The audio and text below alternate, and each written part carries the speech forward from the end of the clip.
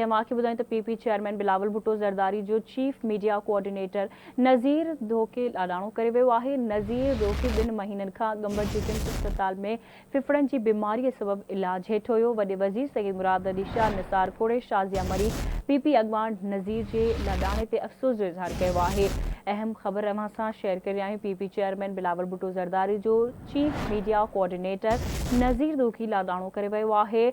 नज़ीर धोखे 2 महीननि खां ॻंभर जे अस्पताल में फिफड़नि जी बीमारीअ सबबि इलाज हेठि हुयो। वॾे वज़ीर सैयद मुराद अली शाह, निसार खोड़े, शाज़िया मरी ऐं ॿियनि पीपी अॻवाननि पारां नज़ीर धोखे जे लाॾाणे ते अफ़सोस जो इज़हार कयो वियो आहे। नज़ीर धोखे जे लाॾाणे जो ॿुधी तमामु घणो ॾुख थियो आहे। सैयद मुराद अली शाह जो इहो चवणु आहे, मरहूम नज़ीर धोखे बहितरीन इंसान ऐं वफ़ादार जियालो हुयो। अल्लाह पाक मरहूम खे जन्नतुल फिरदौस में आला मक़ाम ऐं संदसि पोइरनि खे सब्र अता फ़रमाए। मरहूम नज़ीर जी तदफ़ीन अॼु शाम पीर जो ॻोठ में थींदी।